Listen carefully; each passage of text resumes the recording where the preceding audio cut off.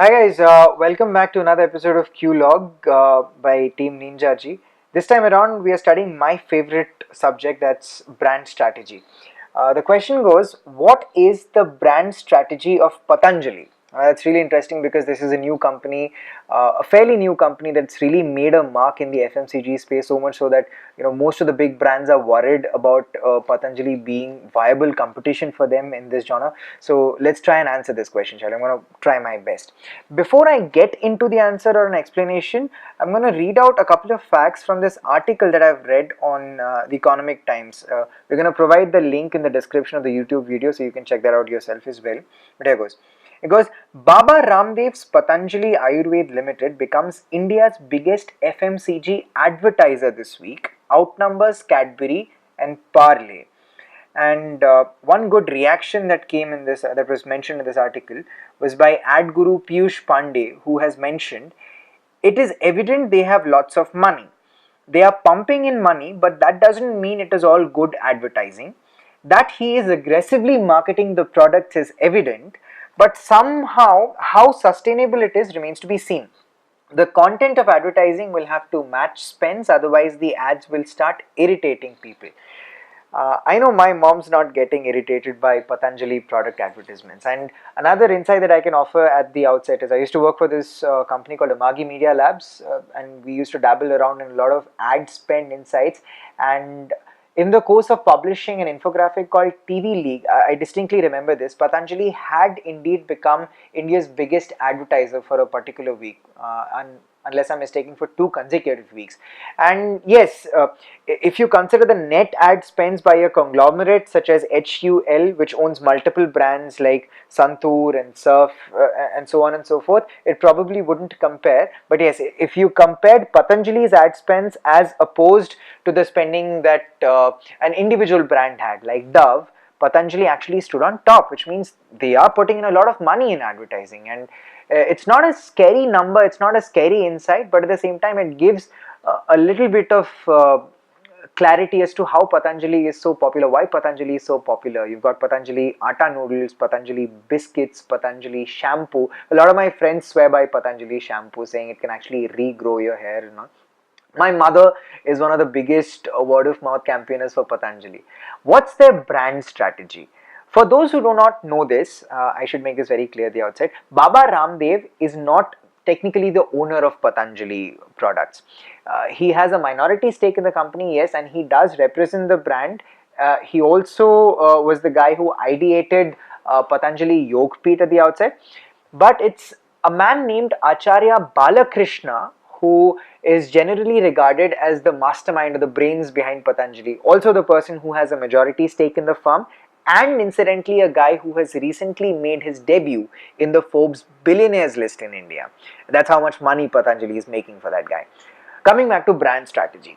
Patanjali was a new entrant, we all know that. It was competing against established brands in the market. The nearest competitors for Patanjali were those dabbling in Ayurvedic products like Himalaya or Dabur.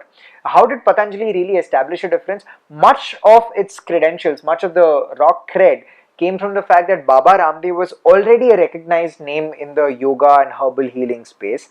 The second part of it was getting people to believe that this had more to do with yoga, that Patanjali products were connected towards holistic healing as opposed to Western medicine, which has always been Baba Ramdev's motto as well.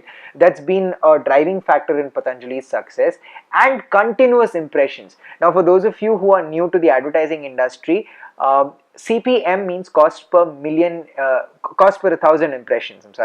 And the more amount of bids that you place on CPM, on television, etc., even on digital, the more powerful you are as an advertiser. So Patanjali has got huge CPM numbers backing them up, and they've simply made a lot of impressions. You see more Patanjali ads on TV now that you think about it, as compared to any other Ayurvedic or holistic healing product. So they're kind of going for volume as opposed to quality of ads, like Piyush has mentioned in the comment on the Economic Times article.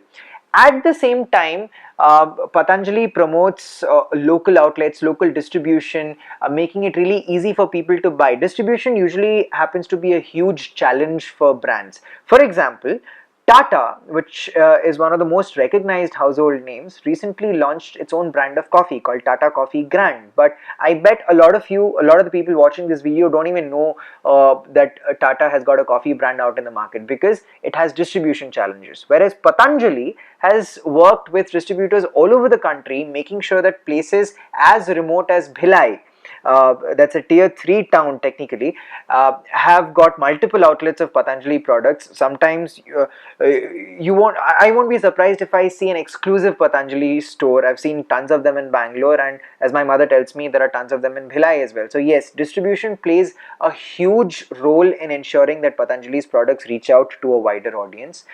So we've covered ad impressions and distribution.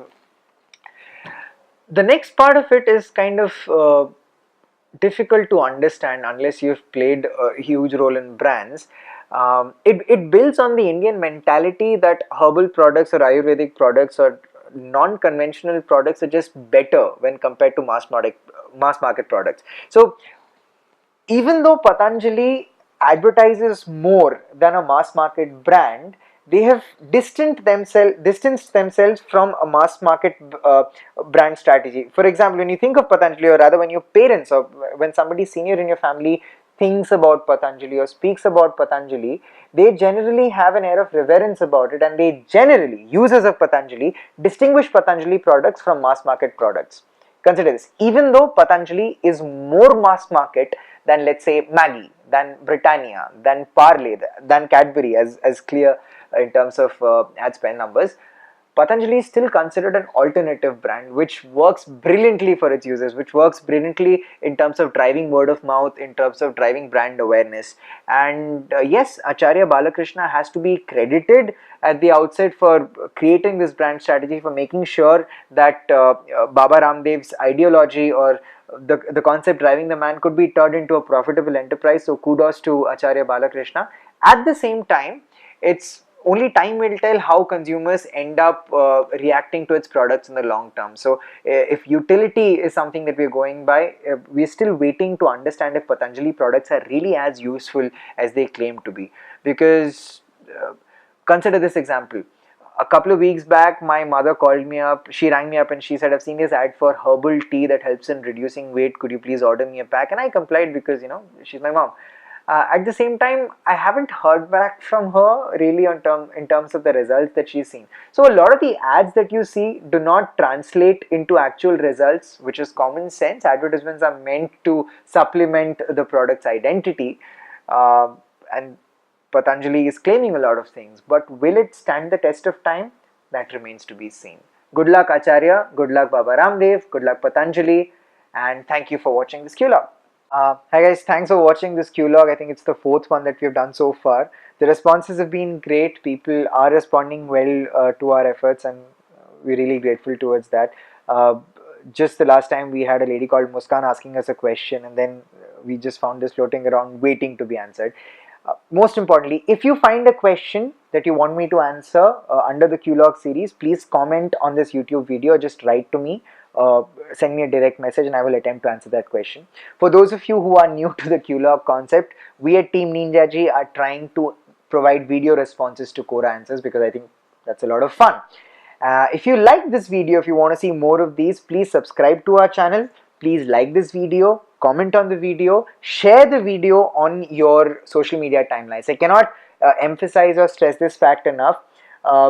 It validates our existence, it validates our effort when you share a video, when you tell your friends about it. Make a friend watch this video. If you know somebody who might benefit from one of our answers at QLOG, show them this video. And yeah, that's about it. Thank you for watching this QLOG. This is Shomprakash on behalf of Team Ninjaji. Bye-bye.